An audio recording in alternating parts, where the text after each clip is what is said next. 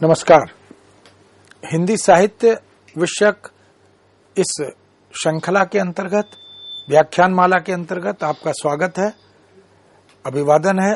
आज हम चर्चा करेंगे लंबी कविता की अवधारणा और निराला की लंबी कविताएं। इस विषय पर हम जानते हैं कि कविता साहित्य की एक विशिष्ट विधा है। कविता में अनेक प्रकार की कविताओं के लेखन की सुदीर्घ परंपरा भी विद्यमान है। सामान्य रूप से कविता जिस रूप में लिखी जाती है, उसी कविता को बहुत से कवियों ने लंबी कविता का स्वरूप प्रदान करने का प्रयत्न किया है।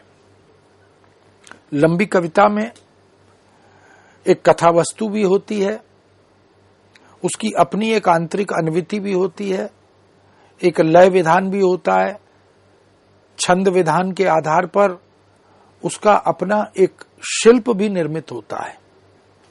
ऐसे ही लघु कविताएं या कविता में भी हाइकू छंद के अंतर्गत लिखी जाने वाली कविताएं, ऐसी बहुत सी कविताएं हैं। और कविता को विचार कविता, अकविता या इसी प्रकार नई कविता, इस प्रकार से भी विभक्त किया गया है।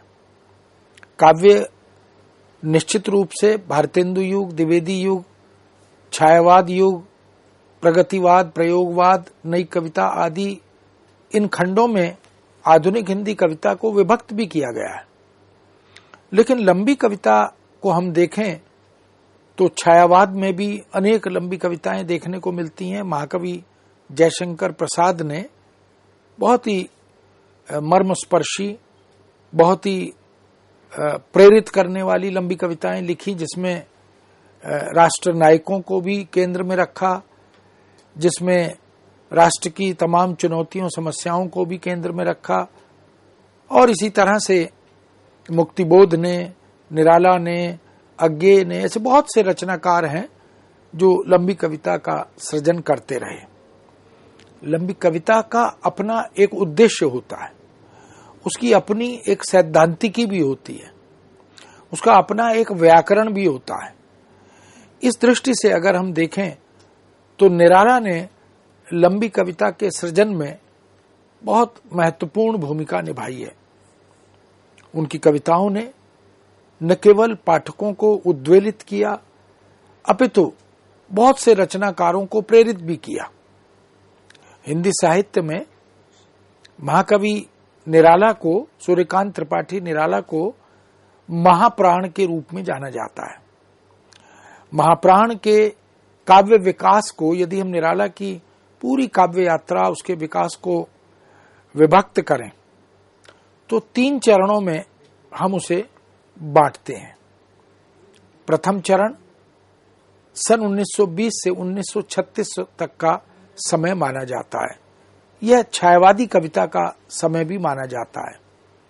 इससे पहले भारतेंदु युगीन हिंदी कविता, द्विवेदी युगीन हिंदी कविता और 1918-20 के आसपास जब द्विवेदी युग लगभग समाप्त होता है तो छायावाद का शुभारंभ होता है। और छायावाद के 4 स्तंभ माने जाते हैं, जिसके प्रवर्तक महाकवि जयशंकर प्रसाद हैं। तदोपरांत निराला, सूर्यकांत त्रिपाठी निराला हैं, सुमित्रानंदन पंत हैं, महादेवी वर्मा हैं। ये 4 रचनाकार छायावाद के 4 प्रमुख आधार स्तंभ, ऐसा कहा जाता है, स्वीकार किया जाता है। निराला की संपूर्ण काव्य यात्रा, उसका प्रथम चरण 1920 से 1936 तक मिलता है, जिसमें छायावादी कविताएं, छायावादी आस्वाद की कविताएं निराला ने इस युग में लिखी हैं। दूसरा चरण 1936 से 1950 का है। छायावाद के बाद प्रगतिवाद और प्रयोगवाद, इस मुख्य धारा में निराला अपने को शामिल करते हैं। छंद मुक्त कविता, तोड़ो तोड़ो तोड़ो कारा, पत्थर से निकले फिर जलधारा, तो वो छंद के बंधन को कविता से अलग करते हैं, इसलिए मुक्त छंद की कविता भी वो लिखते हैं। तो दूसरा चरण 1936 से 1950 तक माना जाता है। तीसरा चरण 1950 से 1961 तक स्वीकार किया जाता है। इस तरह हम देखें कि निराला की संपूर्ण काव्य यात्रा जो 1920 में शुरू होती है वह 1961 तक सतत निरंतर चलती है। इन चरणों में लंबी कविताओं की संवेदना, उसका संरचनात्मक ढांचा, उनकी विशिष्टता, इन सबको देख सकते हैं, क्योंकि लंबी कविता की संरचना, उसकी बुनावट सामान्य कविता से या छोटी लघु कविता से या हाइकू जैसी कविता से भिन्न होती है। उसका वैशिष्ट्य भी भिन्न होता है, क्योंकि लंबी कविता में कवि को पूरी आद्योपांत एक अन्विति बरकरार रखनी होती है। एक कथा वस्तु उसकी वो बुनता है। यदि पात्र योजना हो उसमें तो उसको भी शामिल करता है, संवाद योजना हो तो उसे भी शामिल करता है। उसकी भाषा, उसका छांदिक सौंदर्य, यह भी वैशिष्ट्य के साथ उद्घाटित होता है। राम की शक्ति पूजा, तुलसीदास, कुकुरमुत्ता एवं सरोज स्मृति, ये चार ऐसी लंबी कविताएं हैं महाकवि निराला की, महाप्राण निराला की, जो निराला की काव्य चेतना, काव्य बोध, इससे हमें अवगत कराती हैं। निराला का भाषा पर अद्भुत अधिकार दिखाई देता है। राम की शक्ति पूजा की भाषा देखें तो तत्सम प्रधान या पूर्णतः संस्कृतनिष्ठ भाषा, उनका जो शब्द चयन है, उनका जो विन्यास है भाषा का, वो वास्तव में अद्भुत है। तो वैशिष्ट्य अगर निराला की कविता का, काव्य चेतना का देखना है तो इन चारों कविताओं में हम देख सकते हैं, चाहे वो राम की शक्ति पूजा हो, चाहे वो तुलसीदास हो, चाहे कुकुरमुत्ता हो या सरोज स्मृति हो। इससे पहले भी लंबी कविता के रचना विधान या उसके संरचनात्मक तत्व आदि का विवेचन अगर हम देख लें तो हम इन कविताओं की निहित जो सुंदरता है, उसका जो सौंदर्य है, उसे देख सकते हैं। लंबी कविता की अवधारणा, उसके अर्थ, उसकी परिभाषा, उसके स्वरूप पर यदि हम विचार करते हैं तो देख सकते हैं कि लंबी कविता प्रबंधात्मक काव्य रूपों के विकल्प स्वरूप उत्पन्न हुई एक विशिष्ट विधा है। प्रबंधात्मक काव्य रूपों के विकल्प स्वरूप उत्पन्न हुई एक विशिष्ट विधा है, जिसके पीछे आधुनिक युगीन स्थितियों की अनिवार्यता है, बाध्यता है, या कह सकते हैं कि आधुनिक युगीन स्थितियों की प्रेरणा भी है। इस अनिवार्यता या प्रेरणा के तहत लंबी कविता प्रगति और प्रबंध से भिन्न विशिष्ट काव्य रूप में उपस्थित होती है। उसमें वह प्रगीत वाला तत्व भी विद्यमान उस तरह से नहीं होता जैसे प्रगीतात्मक कविता में मिलता है। लंबी कविता को विविध मान्यताओं के साथ समालोचकों ने, लंबी कविता के सृजकों ने और लंबी कविता की सैद्धांतिकी निर्धारित करने वाले चिंतकों, विचारकों ने जब विवेचित किया तो उसमें डॉक्टर नरेंद्र मोहन का सर्वप्रथम दृष्टिकोण हमें उपलब्ध होता है। वो कहते हैं लंबी कविताओं की अनिवार्य सृजनता के लिए बाध्य करने वाला प्रमुख तत्व सृजनात्मक तनाव ही है।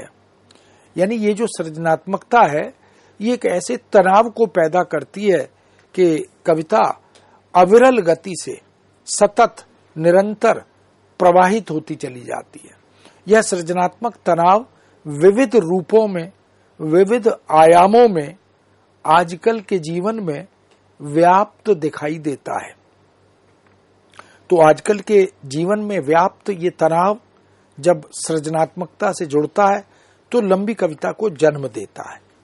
यह तनाव व्यक्ति और व्यक्ति के बीच का, संस्कृति, भाषा और राजनीतिक शक्तियों के बीच का तो होता ही है, बुनियादी तौर पर और अधिक सृजनात्मक स्तरों पर यह सामाजिक स्तरों से प्रेरित होकर विचार और लहू के बीच रिश्तों के तनाव को उद्घाटित करता है।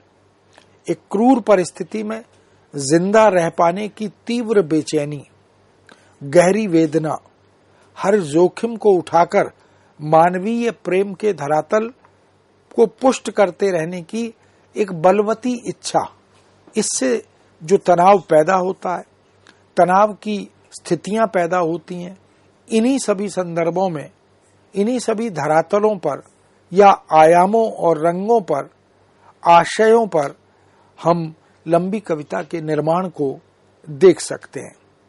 तनाव की इस विविध धर्मिता का नाम लंबी कविता, जो महज वैचारिकता से सद नहीं सकती, न कोरे संवेग से निर्मित होती है, आवेग और उत्तेजना से निभ सकती है। यानी ये सारे तत्व हैं जो लंबी कविता की निर्मिति में, उसके निर्माण में विशेष भूमिका निभाते हैं। कवि की जो रचना प्रक्रिया है वह इन सब तत्वों का समावेश करते हुए लंबी कविता के निर्माण के लिए प्रस्तुत होती है। राजीव सक्सेना ने लंबी कविता की अवधारणा पर विचार करते हुए लिखा, आज की लंबी कविता एक अनुभूति का दक्षिण भावावेग, एक संघटना के खंड को उसके समस्त संदर्भों और संपूर्ण परिवेश से जोड़ने की प्रक्रिया में एक व्यापक और जटिल अनुभव को प्रतिफलित करती है, वही लंबी कविता कहलाती है। हरिवंश राय बच्चन ने भी लंबी कविता के विषय में लिखा कि लंबी कविता वह है जो लंबी है, जो सामान्य कविता से अधिक लंबी है उसे वो लंबी कविता मानते हैं।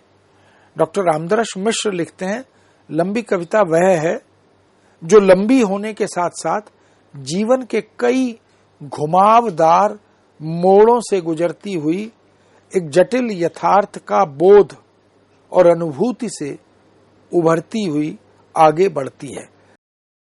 यह अपने सफल रूप में स्वतंत्र इकाई कही जा सकती है। असफल रूप में इसे छोटी कविताओं का फूहड़ विस्तार या द्विवेदीकालीन इतिवृत्तात्मक कविता की वंशज भी कह सकते हैं। ऐसा लगता है कि रामदर्श मिश्र मुक्तिबोध की लंबी कविताओं को केंद्र में रखकर इस तरह की विवेचना करते हैं। डॉक्टर परमानंद श्रीवास्तव लंबी कविता के विषय में विचार करते हुए कहते हैं, कविता में प्रबंधात्मकता की कला कई मोड़ों से होकर उस काव्य विधा तक पहुंचती है जिसे हम लंबी कविता कहते हैं। डॉक्टर रमेश कुंतल मेघ ने भी लंबी कविता पर विचार किया और उन्होंने यह मत प्रकट किया कि लंबी कविताएं एक संपूर्ण परिवेश और जटिल संदर्भों का आयतीकरण करती हैं, इसलिए इनमें अनुभूति खंडों का गड्ढमड्ढ काव्य वस्तु में प्रस्तुतिकरण होता है।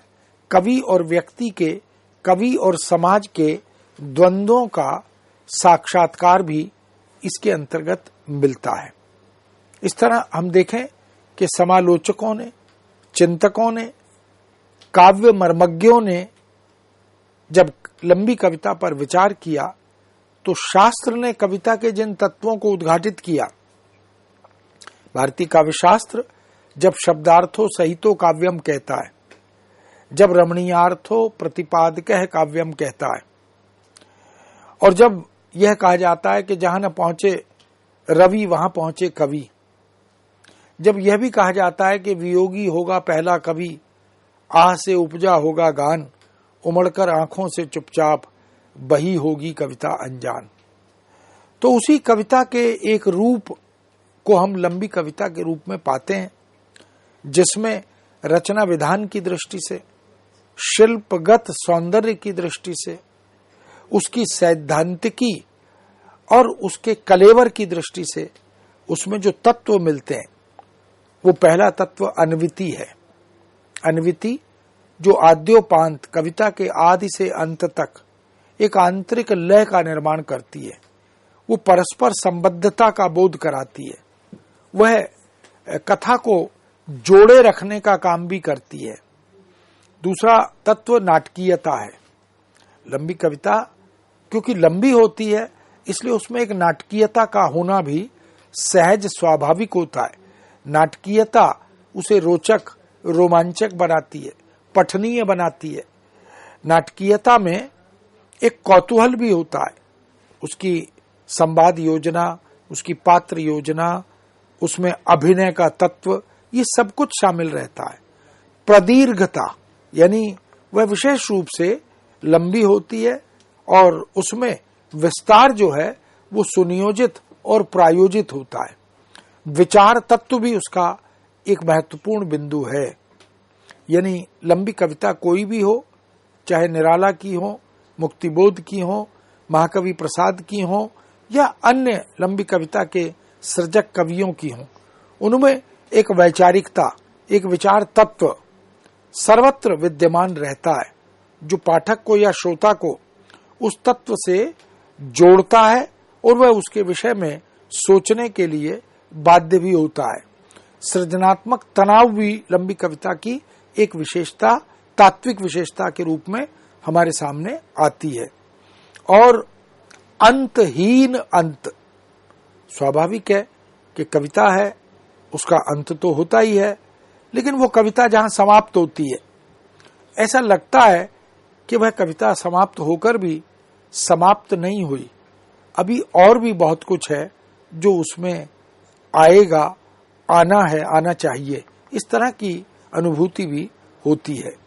जिसे हम अन्विति कहते हैं, वह विभिन्न प्रसंगों, विवरणों को केंद्रीय सूत्र या विचार, इनके द्वारा संतुलित या संगठित करने वाला तत्व है। इसलिए अन्विति वास्तव में आंतरिक लय की तरह निबद्ध करने वाली, जोड़ने वाली एक विशेषता है जो केंद्रीय सूत्र या विचार द्वारा संतुलित होती है, संगठित होती है। नाटकीयता की जब हम बात करते हैं तो लंबी कविताओं में नाटकीयता से अभिप्राय है कि इन कविताओं को पढ़ते हुए जो पाठक है या सुनते हुए जो श्रोता है, वो कविता के केंद्रीय पात्र, केंद्रीय विचार या केंद्रीय मनोदशा के अति समीप हो जाता है।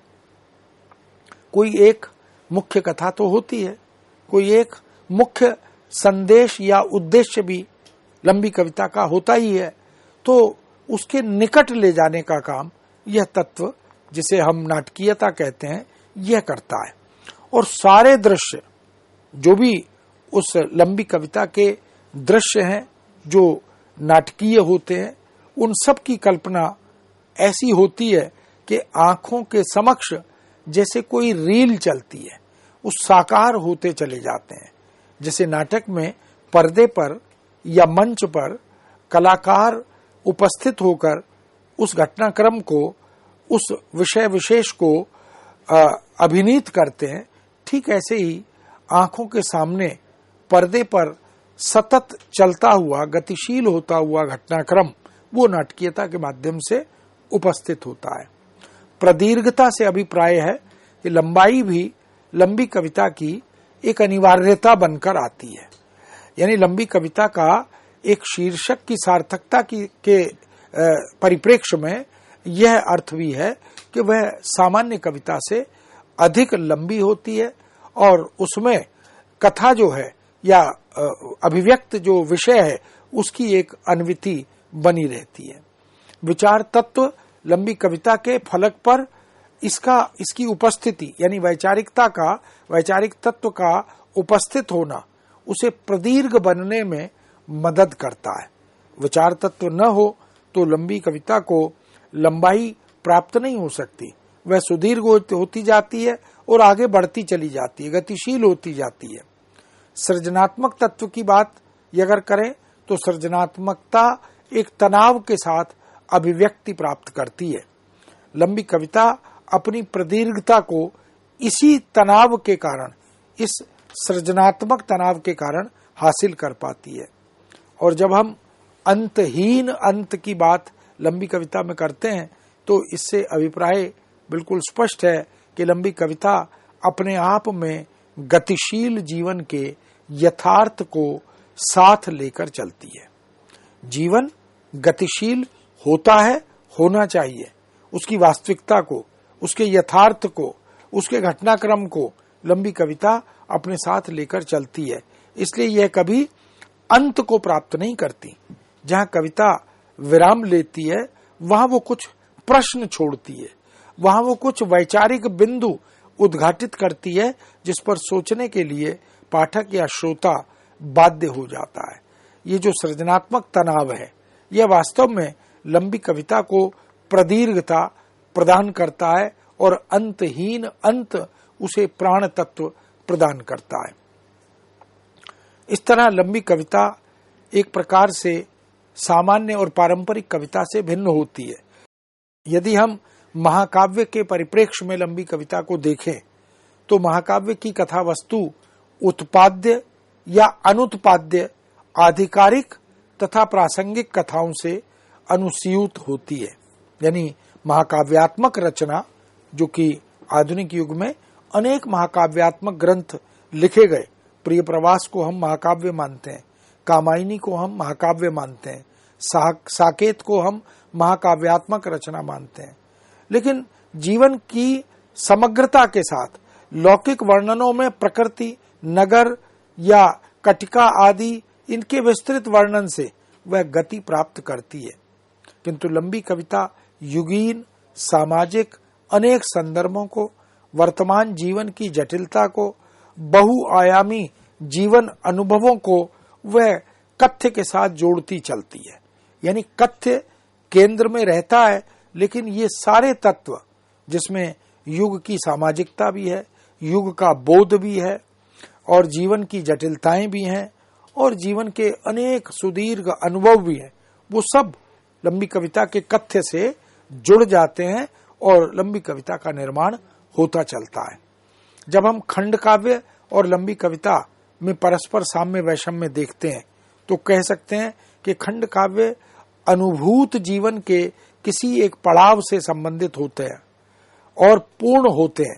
संबंधित होकर भी, यानी अनुभूत जीवन के किसी एक पड़ाव से संबद्ध होकर भी अपने आप में पूर्ण होते हैं। किंतु लंबी कविता एक नवीन काव्य माध्यम है जो जीवन अनुभूतियों के वैविध्यपूर्ण स्वरूपों की अभिव्यक्ति में अत्यंत समर्थ सिद्ध हो जाता है। इस तरह हम देख सकते हैं कि लंबी कविता और खंड काव्य में कुछ अंतर तो रहता है। प्रगीत और लंबी कविता में जब हम तुलना करें तो देखते हैं कि प्रगीत की संरचना मुख्यतः भाव मूलक या भावना प्रधान होती है, जबकि लंबी कविता की संरचना विचार मूलक या वैचारिक अनुभूति पर आधारित होती है। इसका मतलब है कि प्रगीत में भावना प्रधान होती है और लंबी कविता में वैचारिकता और चिंतन प्रधान होता है। प्रगीत में आव्यविक गठन का विशेष ध्यान रखा जाता है, जबकि लंबी कविता में स्थितियों और संदर्भों का टकरावपूर्ण संयोजन विद्यमान रहता है। इस दृष्टि से हम देखें कि आव्यविक अन्विति लंबी कविता में अनिवार्य मानी जाती है। प्रगीत में अन्विति का जो रूप मान्य है वह लंबी कविता के काम का नहीं होता।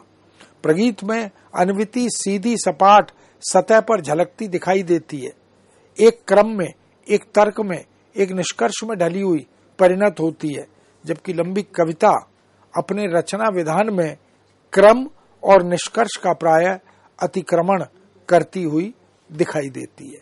तो मित्रों, इस दृष्टि से हम लंबी कविता क्या है, लंबी कविता की अवधारणा क्या है, लंबी कविता की सैद्धांतिकी क्या है, इन सब बिंदुओं को केंद्र में रखकर हम निराला की लंबी कविताओं की समीक्षा करेंगे, उन पर विचार करेंगे। अभी इस विषय को हम यहाँ विराम देते हैं, पुनः आपके समक्ष उपस्थित होंगे। आज्ञा दीजिए। नमस्कार।